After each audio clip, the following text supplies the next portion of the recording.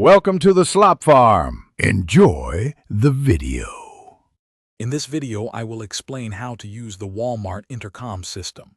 First, locate an intercom station, typically found near customer service desks or at the end of aisles.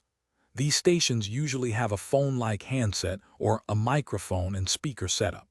Familiarize yourself with the basic buttons, which often include a call button and a volume control. Understanding these initial steps is crucial for effective communication within the store. To make an announcement, press the designated button to activate the microphone. You'll usually hear a small click or beep indicating it's ready. Speak clearly and at a moderate pace, stating the department or associate you wish to reach. For example, you might say, "Customer service, please respond to the electronics department." Wait a few seconds for a response before repeating your message if necessary. This ensures your message is heard throughout the store. If you need to connect directly to a specific department, you'll often use a 3-digit or 4-digit code.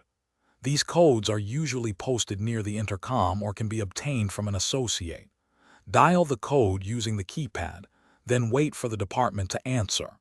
Once connected, clearly state your request or question.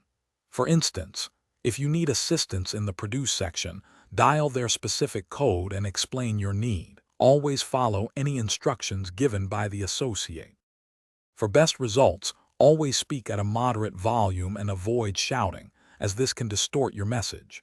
If you don't receive an immediate response, wait about 10 to 15 seconds before repeating your message. Should you encounter any difficulties, or if the intercom system isn't working, don't hesitate to ask a nearby Walmart associate for assistance. Patience is key, as associates may be busy helping other customers. Your clear communication helps everyone. Thanks for watching. Consider subscribing if we helped you today.